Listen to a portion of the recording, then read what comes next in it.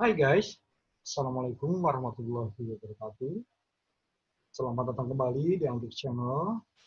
Kali ini kita akan mengupas kembali teks basic, dasar-dasar perpajakan yang disajikan dengan cara tanya jawab atau Q&A. Kita akan membahas kembali pengenalan materi PPN, khususnya terkait dengan penyerahan BKP atau barang kena pajak atau JKP atau jasa kena pajak dalam daerah pabean oleh pengusaha. Kita akan pecah-pecah beberapa bagian materi ini guys, karena banyak sekali ya. Jadi bisa jadi ada 2 atau 3 bagian terkait dengan objek PPN, tunjangan BKP dan JKP ini. Oke guys, terima kasih sudah like dan share. Jangan lupa subscribe guys ya. Baik, selamat menyaksikan.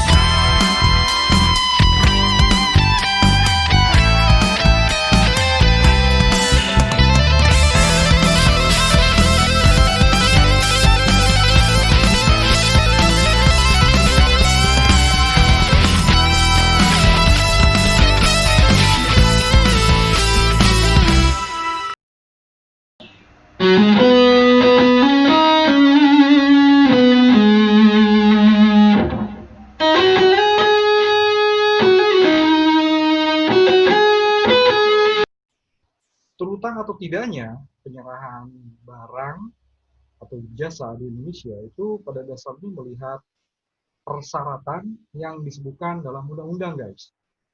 Jadi undang-undang PPN itu sudah memberi beberapa patokan apakah penyerahan barang atau jasa terutang PPN atau tidak. Oke. Pertama, barang juga jasa yang diserahkan merupakan barang kena pajak atau jasa kena pajak. Oke, jadi tidak semua barang, karena ada beberapa barang yang bisa jadi tidak dikategorikan sebagai barang kena pajak atau juga bukan jasa kena pajak. Kemudian guys, syarat kedua, pengusaha yang menyerahkan sudah pengusaha kena pajak, sudah di PKP-kan, sudah mengukuhkan diri, atau pengusaha tersebut seharusnya dikukuhkan menjadi pengusaha kena pajak. Oke, kemudian penyerahan dilakukan di dalam daerah pabean dan penyerahan dilakukan dalam rangka kegiatan usaha atau pekerjaannya. Jadi kalau kita buat secara simpel guys, ya PPN itu sebenarnya punya rumus seperti ini guys. Oke, terutang atau tidaknya, pertama penyerahan, dan penyerahan tadi adalah barang kena pajak atau jasa kena pajak, oke, dan diserahkan oleh PKP dan penyerahan di dalam daerah pabean. Salah satu dari syarat ini tidak ada, PPN tidak terutang guys. Oke, misal bukan penyerahan, ya kita sudah bahas di video Android channel masalah sentralisasi guys ya.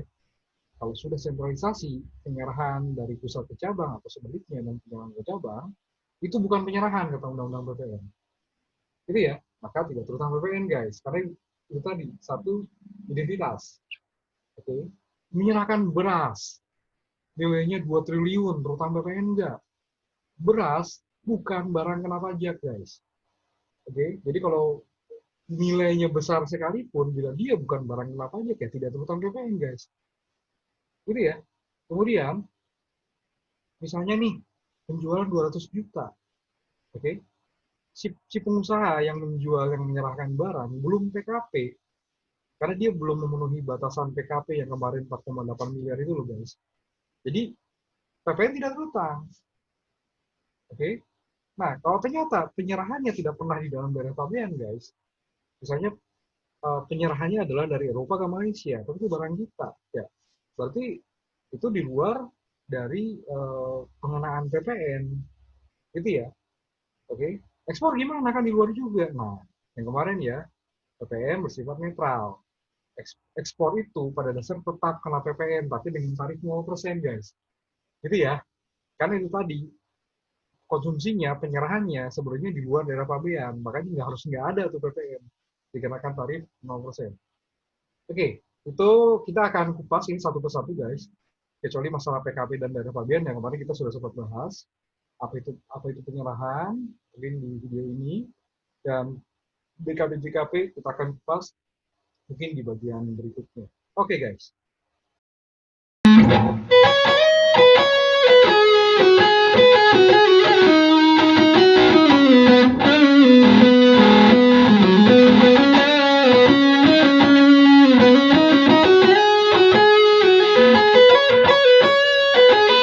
Dilakukan atau tidaknya penyerahan tadi dalam lingkup atau kegiatan usaha atau pekerjaannya, oke, tidak dalam rangka kegiatan usaha atau tidak dalam rangka pekerjaannya, tidak bisa digeneralisir sebagai tidak terutang PPN. Kembali lagi, guys, apakah yang menyerahkan sudah PKP atau belum? Itu ya, karena kewajiban PKP, guys, Undang-Undang PPN sudah tegas menyebutkan. Bila sudah PKP, maka dia punya 3 kewajiban PPN. Pungut, 4 ya, sorry. Pungut, PPN terutang, buat faktur pajak, oke, buat faktur pajak, setor PPN yang terutang, laporkan dalam SPT. Ya, jadi lingkup kegiatan usaha ini bisa bisa membuat seseorang berpikir kalau misalnya saya konsultan, oke, menjual baja, oke, konsultan menjual baja. Tuh, jual baja kan bukan usaha saya, kan gitu ya. Tidak semudah itu, guys. Kalau saya adalah PKP, maka tetapnya saya harus pungut PPN. Karena ada kewajiban yang melekat saya sebagai PKP tadi, guys. Jadi tidak semudah itu. Nah, kecuali kalau dia memang bukan PKP. Itu ya, yang pertama. Yang kedua, guys, beberapa kasus pernah terjadi, ya, dan sampai ke pengadilan pajak pun itu akhirnya kasus tadi tidak mengabulkan bandingnya si wajib pajak, si pengusaha kena pajak. Oke, jadi begini, guys, si pemohon banding dia itu adalah uh, penjual motor atau mobil lah misalnya. Nah, kalau misalnya jual motor atau mobil, harga on the road itu kan sudah termasuk surat-surat ya, sudah termasuk surat-surat. Nah, kemudian misalnya harga motor adalah 12 juta. Oke. OTR plus surat-surat jadinya 12 juta 500. 12 juta harga motor, 500 ribu untuk pengurusan surat. Nah, pada prakteknya, guys, pada prakteknya yang namanya pengurusan surat ini tidak bisa jadi lebih dari 500 ribu atau bisa jadi kurang dari 500 ribu. Oke. Nah, pada dasarnya itu naik turun ya. Oke. Katakanlah sering kali mereka ini, para penjual kendaraan ini tadi, guys, itu malah nggak habis tuh 500 ribu. Bisa jadi katakanlah 300 ribu ngurus surat. PKB, enggak misalnya aja ini mah ya.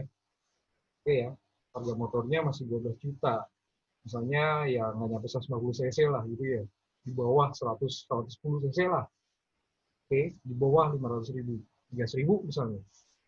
Nah, kemudian, guys, pemeriksa pajak ini nemu kasusnya itu bukan bukan dari faktur pajak atau dari mana ya, tapi dari laporan keuangan. Dari laporan keuangan. Si pengusaha kendaraan bermotor ini, guys, dia itu memasukkan itu sebagai uh, penghasilan yang lain, ya, penghasilan yang lain. Penghasilan yang lain ketahuan oleh pemeriksa pajak, gitu ya. tanya kenapa ini, dari mana gitu kan ya. Oh, dari pengusaha surat itu selisih lebih. Nah, tetap penghasilan dong di PPh. Nah, di PPN, oke, si pengusaha pajak ini mestinya harga motor bukan 12 juta, mestinya 12,5. Nah, terus si pengusaha kendaraan bermotor tadi bilang bahwa 500.000 ini kan saya serahkan ke biro jasa, itu ya, biro jasa lah nanti yang akan mengurus segalanya sampai saya deh terima surat-surat itu dan serahkan ke pelanggan, ke para pembeli. Nah, kemudian keberatan, tidak dikabulkan juga, guys, keberatannya naik ke banding. Nah, kemudian hakim itu tanya, apakah setiap kendaraan bermotor itu sudah termasuk surat-surat? Oke, nah, si WP jawab iya. Nah, kemudian akhirnya begini, guys, kalau berkali-kali katanya ya, kalau si majelis hakim, ini di undang-undang nggak ada nih, guys. Seringkali putusan pengadilan pajak itu bisa jadi karena pengetahuan si hakim dan dia yakin akan hal itu, dan dia bisa jadi pakai teori-teori terkait dengan pajak ya, terutama PPN dalam kasus ini. Jadi, si majelis hakim bilang bila berkali-kali maka itu dalam bentuk kegiatan usaha, gitu guys.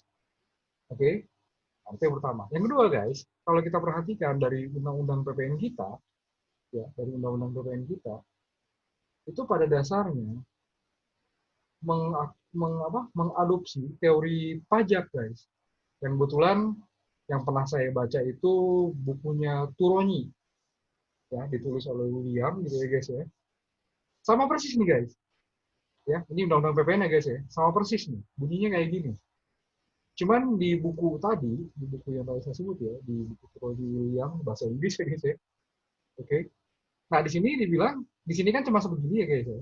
Penyerahan dilakukan dalam rangka kegiatan usaha atau pekerjaan. Nah di buku itu guys, penyerahan dilakukan dalam rangka kegiatan usaha atau pekerjaannya bukan sekedar hobi dan ditujukan untuk mencari profit. Jadi gitu guys, lengkapnya guys. Ya kalau kita kan cuma segini aja nih, akhirnya banyak sekali kita di luar sana atau orang-orang yang menganggap bahwa, loh, kalau saya bukan lingkup biro jasa pengulang surat, berarti kan mestinya tidak terutang PPN. Jadi tidak semudah itu. Balik lagi guys, ya lingkup kegiatan usaha tadi, kalau misalnya kita kembali lagi ke teori Turun William gitu ya, kan tadi dia akui sebagai profit guys, penghasilan lain-lain, ya nggak sih? Nah jadinya, ya mentah guys. Apalagi kalau kita balik lagi ke ketentuan pasal 11 Undang-Undang PPN ya, setiap penyerahan guys, barang atau jasa, ya dalam daerah pabean oleh pengusaha kena pajak, itu wajib dipungut PPN guys. Terutang PPN-nya kapan? Nah, balik lagi ya, saat terutang. Oke, dan pasal 13 di tentang faktur pajak, setiap penyerahan BKP atau JKP wajib dibuat faktur pajak. Jadi udah nggak bisa ngeles guys. Oke ya, jadi balik lagi, kalau sudah PKP siap-siap. Kecuali kalau memang bukan PKP, ya udah kan gitu aja ya. Oke guys, itulah. Jadi kita tidak bisa sesimpel itu bilangnya ya.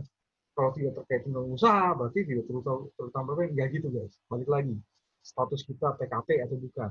Dan di situ ada kewajiban sama buktinya. Oke.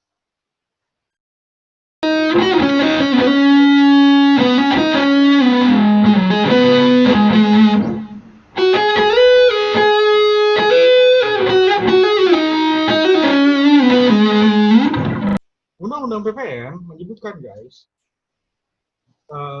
kategori dari apa itu penyerahan barang. Ya, jadi kita kembali lagi ke rumus yang barusan ya. Ada penyerahan tadi adalah BKP JKP kan gitu ya, dilakukan oleh PKP, dilakukan dalam daerah pabean. Nah, sekarang kita ke yang pertama dulu nih. Apa aja sih penyerahan yang gitu ya? Nah, Undang-Undang PPN guys, yang termasuk dalam penyerahan itu mengatur banyak. Tapi kita sudah sempat bahas di sebelumnya ya, di Kitab Undang-Undang Hukum Perdata pun disebut definisi penyerahan itu adalah pengalihan hak, ya, kepemilikan dari tangan ke tangan. Nah, Undang-Undang Pajak juga sama. Ya, jadi di sini yang pertama disebut adalah penyerahan hak atas barang kena pajak karena suatu perjanjian. Nah, seperti apa sih? Ya, sebelumnya sudah dibahas kemarin ya. Nah, di sini guys, di undang-undang di memori penjelasan pasal 1A ayat 1 huruf A Undang-Undang BPN, perjanjian ini meliputi jual beli, tukar menukar, jual beli dengan angsuran, penyerahan atau perjanjian lain mengakibatkan penyerahan hak atas barang. Ya, jadi berpindah guys, barangnya itu berpindah, kepemilikannya itu berpindah, penyerahan hak atas barang karena suatu perjanjian guys. Oke, pertama.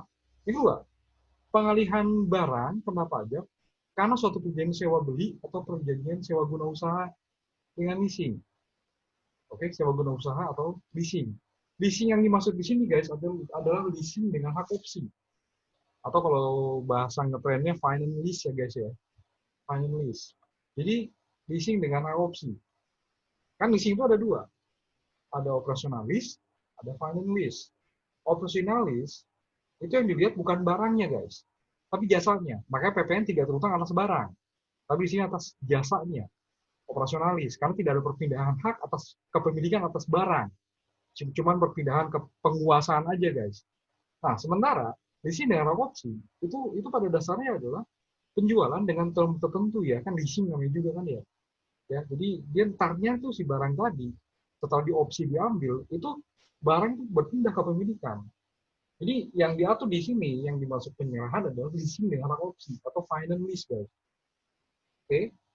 Nah, jadi pada saat perjanjian sewa guna usaha dengan hak opsi atau lease atau finance lease, barang kena pajak dianggap diserahkan langsung dari PKP pemasok supaya kepada pihak yang membutuhkan barang atau lesi. Ya jadi intinya gitu. Kalau ada opsi lease, gitu, ada opsi gitu ya, ada hak opsi. Berarti nantinya itu dia akan menjadi milik dia guys, menjadi milik si lesi. Oke. Yang ketiga, penyerahan kepada pedagang perantara. Oke. Yang dimaksud dengan pedagang perantara adalah orang pribadi atau badan yang dalam kegiatan usaha atau pekerjaannya dengan nama sendiri melakukan perjanjian atau perikatan atas dan untuk tanggungan orang lain dengan mendapat upah atau balas jasa tertentu, misalnya komisioner. Jadi guys, pedagang perantara ini kalau bentuk sekarang mungkin bisa dibilang mirip-mirip seperti distributor atau agen dan sebagainya. Karena dia kan ya orang atau badan dalam kegiatan usaha pekerjaannya dengan nama sendiri melakukan perjanjian sama orang lain dengan melakukan dan sebagainya. Jadi dari misalnya dari prinsipal nih dia jualan TV misalnya merek A, si distributor dia kan jualan TV atas nama si prinsipal TV A tadi dong. Gitu ya. Jadi memang ini masih bahasa undang-undang atau bahasa tahun 1980-an guys. Karena undang-undang BPN kan sampai sekarang masih yang itu guys, perubahan-perubahan aja. Ya, bukan penggantian undang-undang. Oke. Kemudian guys, itu ada yang menarik dengan penyerahan melalui juru lelang. Oke, kita lihat aja di undang-undangnya guys, juru lelang ini ada menarik. Kenapa? Karena banyak sekali guys perusahaan melelang kepada pegawai. Juru lelangnya adalah internal pegawai. Apakah boleh masuk kategori penyerahan karena lelang ini guys? Oke, tuh kenapa lelang? Karena harganya itu bisa harga lelang, bisa lebih rendah dari harga pasar guys, gitu ya. Nah, di sini guys, yang dimaksud juru lelang adalah juru lelang pemerintah atau yang ditunjuk oleh pemerintah guys. Oke, jadi nggak sembarangan. Nah, kenapa sih? Misalnya nih ya, harga pasar 1 juta, harga lelang 200.000. Oke, PPN-nya berarti 200.000 dikali 10%. 20.000. Sementara harga pasar 1 juta guys. Makanya banyak sekali yang bilang bahwa, oh saya kan pakai harga lelang. Nah itu tadi, juru lelangnya siapa dulu? Kalau juru lelangnya adalah juru lelang pemerintah atau yang ditunjuk oleh pemerintah, boleh pakai dasar pengenaan pajak sebagai harga lelang guys. Jadi kan dia pakai nilai lain harga lelang itu.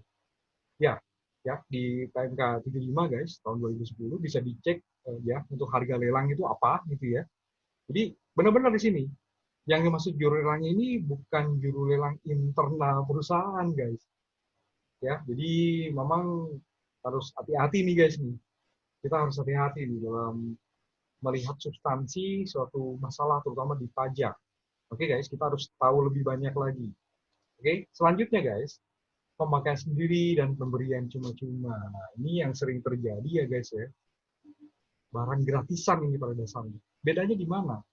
Pemakaian sendiri, oke, pemakaian sendiri itu dipakai oleh pengusaha sendiri. Pengusaha di sini, pengusaha kena pajak di sini bukan cuma dalam ranah pemegang saham atau direksi BUD, bukan, tapi keseluruhan guys. Pegawainya pun bisa, oke, bisa. Jadi di sini bisa termasuk penyerahan barang kena pajak yang terutang PPN. Tuh, semuanya enggak guys, enggak gitu juga. Pemakaian sendiri yang seperti apa yang terutang PPN, oke? Pemakaian sendiri yang terutang PPN ini yang untuk tujuan konsumtif guys, oke? Jadi nggak semua barang yang dipakai sendiri oleh pegawai misalnya, oke, dari kantor ngasih pulpen. Apakah saat kita kantor ngasih pulpen ke pegawai bikin faktur pajak? Ya kan repot ya. Jadi nggak gitu juga guys. Jadi pemakaian sendiri yang dimaksud di sini guys, itu yang konsumtif. Misalnya apa? Oke, kita ambil dua contoh nih guys. Yang pertama, pegawai butuh alat kerja. Dia butuh laptop, dibeliin sama kantor. Oke, diserahkan ke pegawai. Oke. Yang kedua, pegawai ulang tahun. Oke, pegawai ulang tahun. Karena dia sangat uh, potensial gitu ya dan prestasinya bagus, saat ulang tahun dibeliin laptop. Yang mana yang terutang PPN? Oke, yang mana yang termasuk penyerahan barang kena pajak di sini?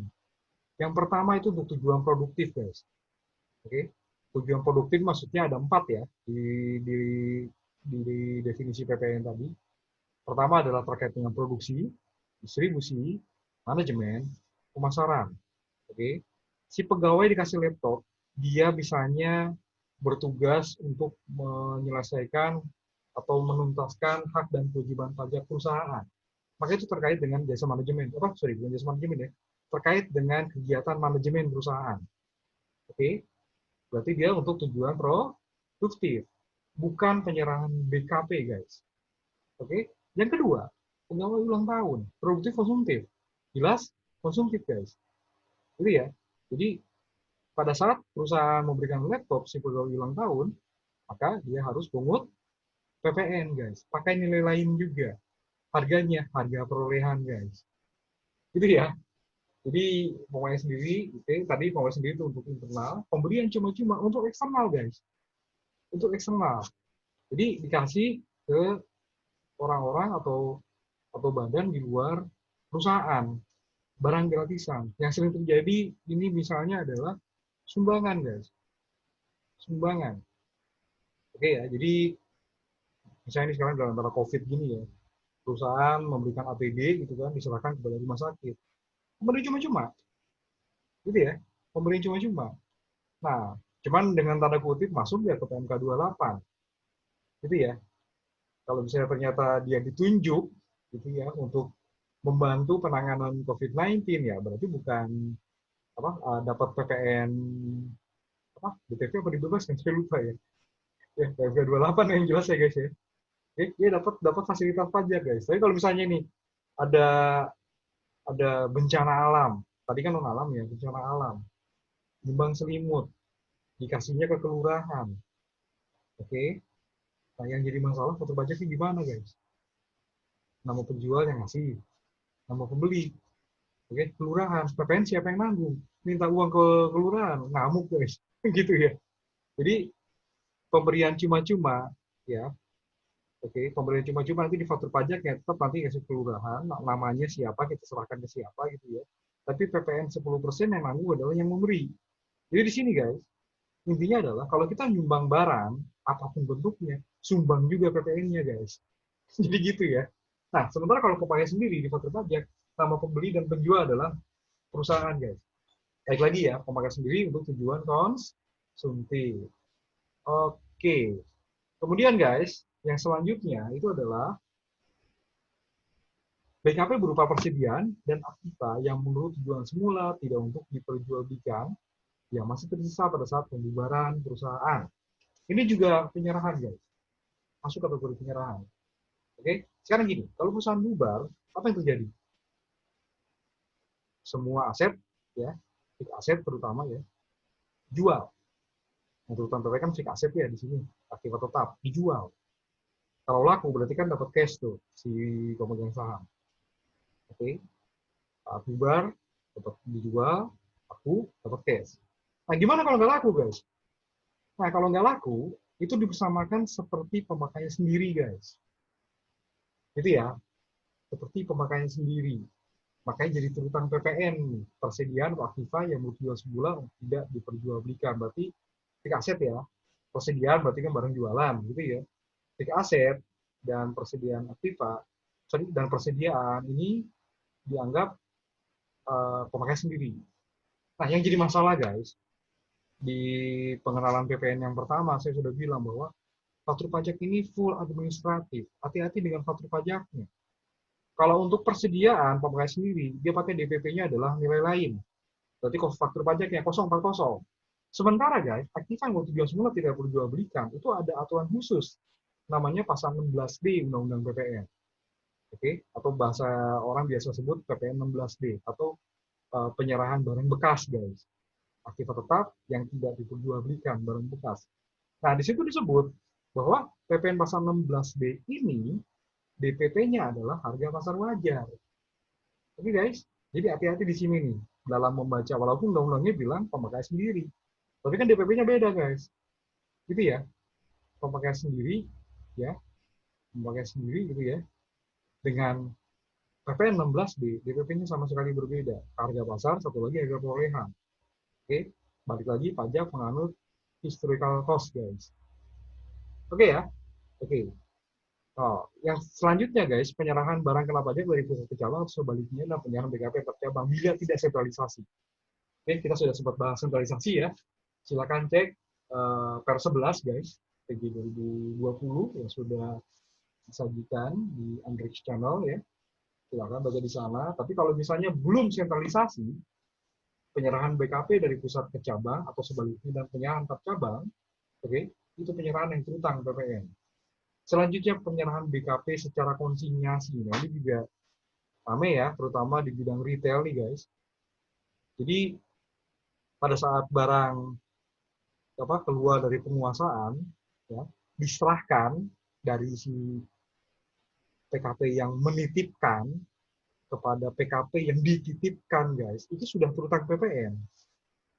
Oke, walaupun secara accounting pengakuan pendapatan baru diakui setelah barang itu benar-benar dijual, gitu ya. Tapi di PPN nggak gitu. Di Undang-Undang PPN pada saat diserahkan kepada yang dititipkan, PPN sudah terutang. Oke, bila ternyata tidak laku, guys, mekanismenya adalah melalui retur barang. Oke, diretur barangnya ya berarti tinggal ngurangin aja. Kapan? Masa pajak yang sama dengan peraturan, gitu ya. Jadi nanti PKPM-nya diperhitungkan pada masa pajak dilakukannya retur barang tadi. Jadi pada saat menyerahkan dari si yang menitipkan kepada yang dititipkan, nomor ke konsigni gitu ya, kalau bahasa ininya, guys, maka di sini sudah terutang, guys, dan bikin faktur pajak. Oke, guys ya. Oke. Yang selanjutnya di sini mirip-mirip dengan misi narang opsi, guys. Tapi di sini penyerahan BKP oleh PKP dalam rangka perjanjian pembiayaan berdasarkan prinsip syariah yang penyerahannya dianggap langsung dari PKP kepada pihak yang membutuhkan. BKP mirip-mirip apa misi dengan hak opsi. Nah, itu, guys, macam-macam atau termasuk kategori penyerahan gitu ya. Tapi substansi dari semuanya adalah yang paling utama adanya perpindahan kepemilikan dan perkembangannya tadi sisanya. Oke, itulah penyerahan barang kena pajak.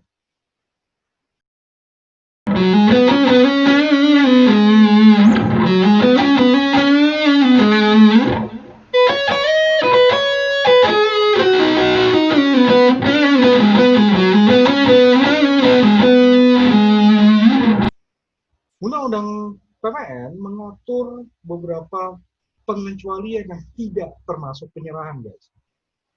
Oke, yang tidak termasuk penyerahan dalam undang-undang PPN ini ada banyak ya, nggak sebanyak tadi waktu pembahasan yang termasuk penyerahan BKP, guys. Oke, yang pertama, guys, penyerahan BKP kepada makelar. Yang di sini disebut dalam Kitab Undang-Undang Hukum Dagang. Jadi, kalau misalnya penyerahan itu kepada makelar, maka tidak termasuk penyerahan. Sebenarnya ini mirip-mirip dengan penyerahan dalam ranah apa? Pada jasa perantara ya. Mirip-mirip ya. Oke, kita lanjutkan kembali, guys. Penyerahan BKP untuk jaminan utang piutang. Kenapa?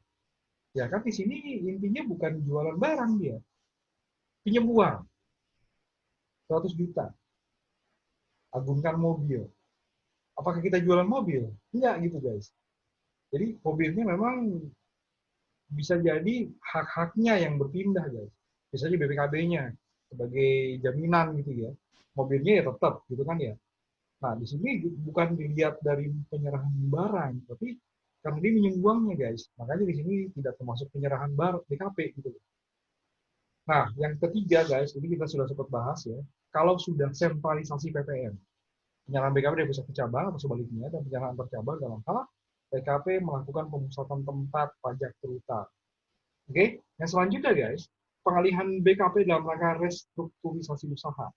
Misalnya merger, penggabungan, peleburan, pemekaran, pemecahan, pengambilan usaha dengan syarat pihak yang melakukan pengalihan dan yang menerima pengalihan adalah PKP. Oke, pada dasarnya kan di sini nggak ada perpindahan kepemilikan.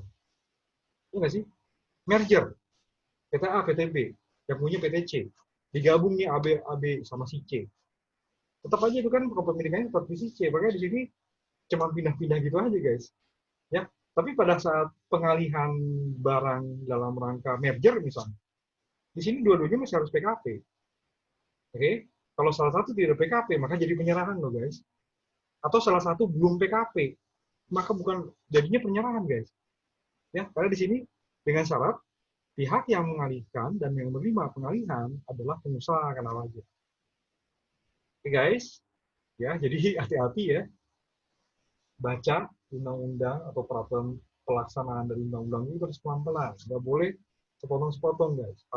Harus kita bacanya utuh. Oke, kita lanjutkan kembali.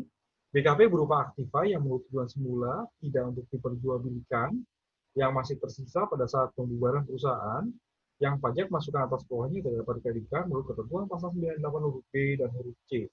Oke, pasal 98 huruf B yang tidak terkait dengan usaha, guys. Apa saja? Ya banyak ya, misalnya jualan mes, gitu ya. Jualan mes, maka tidak termasuk penyerahan tuh, karena pada saat perolehannya kan tidak terkait produksi, distribusi, manajemen, pemasaran ya, dan memang tidak boleh dikreditkan, guys. Oke, huruf B yang tidak terkait dengan produksi, distribusi, manajemen, pemasaran, dan huruf C. Oke, huruf B itu tadi tidak terkait usaha ya. Huruf C, apa itu huruf C?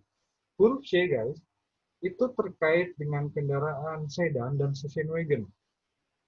Oke, guys, jadi kalau ada pada saat perusahaan bubar gitu ya, dan ada sedan di situ, maka sedan tadi berdasarkan yang kelima ini, guys, tidak termasuk penyerahan ya, menurut undang-undang PPN. Maka di sini sedan tadi tidak terutang PPN. Gitu. Oke, guys, nah sisanya tetap terutang PPN sepanjang memang tidak disebut dalam peraturan ini, guys, dalam pasal ini. Oke, itu bagian pertama, guys. Kita akan pelan-pelan saja, step by step. Nanti pemahaman PPN kita tanpa sadar akan lebih banyak ya. Saya akan mengupas PPN ini dan juga jenis pajak yang lainnya dalam sama-sama teks basic atau dasar-dasar pajak yang bisa digambarkan ini. Oke, guys, sampai jumpa di video berikutnya. Terima kasih telah menyaksikan. Terima kasih juga sudah like dan share. Sekali lagi, guys, yang belum subscribe ya, guys ya. Oke. Assalamualaikum warahmatullahi wabarakatuh.